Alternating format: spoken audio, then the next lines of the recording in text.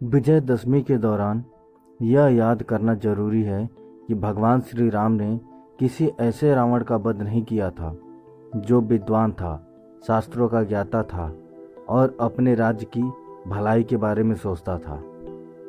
राम ने ऐसे रावण का वध किया था जो स्त्रियों का सम्मान नहीं करता था, उसके साथ दुर्व्यवहार करता था और बलपूर्वक अपनी बात मनवाता था। आजकल रावण को अच्छा साबित करने के लिए उसके गलत पक्षों को भी सही बताकर पेश किया जा रहा है। हाँ, रावण रचित शिव तांडव हम आज भी गाते हैं, जिसका अर्थ यह हुआ कि बुरे से बुरे व्यक्ति ने भी अगर कोई अच्छा काम कर दिया तो उस अच्छे को याद रखा जाता है, लेकिन उसे अपने कर्मों का फल अवश्य मिलता है। रावण के संगीत ज्ञान की प्रशंसा चल सकती है, लेकिन उसने सीता को छुआ भी नहीं वाला नैरेटिव बहुत गलत है, क्योंकि रावण का इतिहास उस प्रकार का नहीं रहा है। रावण की शिव भक्ति कई ऋषि मुनियों के तपस्या से भी परे थी, लेकिन इसका अर्थ ये नहीं कि रावण ने सीता के साथ बलपूर्वक व्यवहार नहीं किया वाला नैरेटिव सही है। रावण ने क्या अपहरण करते समय सीता पर अपने बल का प्रयोग नहीं किया था? लंकापति का इतिहास वाल्मीकि रामायण के एक अंश से पता चलता है, जो महर्षि वाल्मीकि द्वारा रचित है और जिसे राम कथा का मूल माना जाता है। रंभा का नाम आपने सुना होगा। वह स्वर्ग की अप्सरा थी जो तमाम नृत्यों और कई कलाओं में पारंगत थी। आगे बढ़ने से पहले एक और बात बताना जरूरी है कि रावण और कुबेर भाई थे। कुबेर के पुत्र का नाम था नल कुबेर। रंभा नल कुबेर की प्रेमिका थी। इस रिश्ते से वह रावण की बहू लगती थी। एक दिन जब वह अपने प्रेमी से मिलने जा रही थी, तभी रावण उसकी सुंदरता पर मोहित हो गया और उसने रंभा से आपत्तिजनक बातें पूछी। रावण ने रंभा से पूछा कि वह इतना सज धज कर किसको तृप्त करने जा रही है। रावण ने इसके लिए संस्कृत में भोज्यते शब्द का प्रयोग किया, जो दिखाता है कि वह स्त्री को उपभोग की वस्तु समझता था।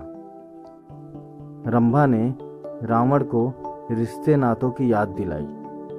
रावण ने पहले तो मानने से इनकार कर दिया कि वह उसकी पुत्रवधू है, लेकिन जब रंभा ने नल कुबेर के बारे में बताया तो रावण ने फिर आनाकानी शुरू कर दी।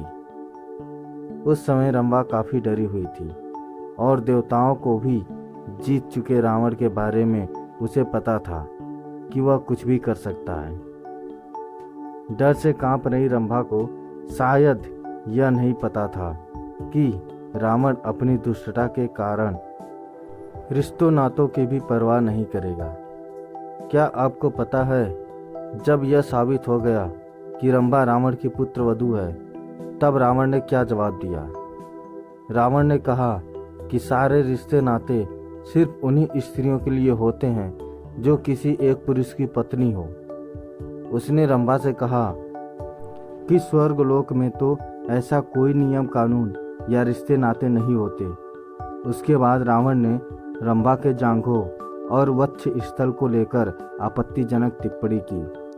साथ ही उसने घमंड में चूर होकर अपनी वीरता का बखान किया और यहाँ तक कहा कि अश्विनी कुमार सहित दुनिया का कोई भी पुरुष उससे बेहतर नहीं है। मर्यादा पुरुषोत्तम राम जहाँ सबरी के जूठे फल खाते थे, रावण किसी भी स्त्री की तरह सही नज़र से नहीं देखता था। वाल्मीकि रामायण के अनुसार रावण ने रंभा का बलात्कार किया। राक्षस राज रावण ने रंभा को बलपूर्वक शिला पर बिठाया और फिर काम भोग में लीन होकर बलपूर्वक उसके साथ समागम किया। रंभा के पुष्पहार टूट गए, उसके द्वारा धारण किए गए आभूषण बिखर गए और व्याकुलता से वह पीड़ित हो उठी। रावण रंभा का बलात्कार करने के बाद उसे वहीं छोड़ दिया और निकल गया। महर्षि वाल्मीकि लिखते हैं कि उसकी हालत ऐसी हो गई थी जैसे किसी फूलों की लता को हवा द्वारा झकझोर दिया गया हो। उसका श्रृंगार अस्त व्यस्त हो गया था और उसका शरीर कांप रहा था।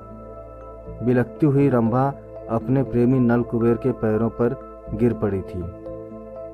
रंभा ने नल कुबेर को बताया कि रावण स्वर्ग जीतने के लिए भारी संख्या में सैन्य बल लेकर आया है और इसी दौरान उसने उसका बलात्कार किया।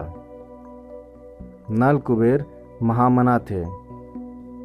उनमें ब्राह्मण सी धर्मशीलता और क्षत्रिय सी वीरता थी।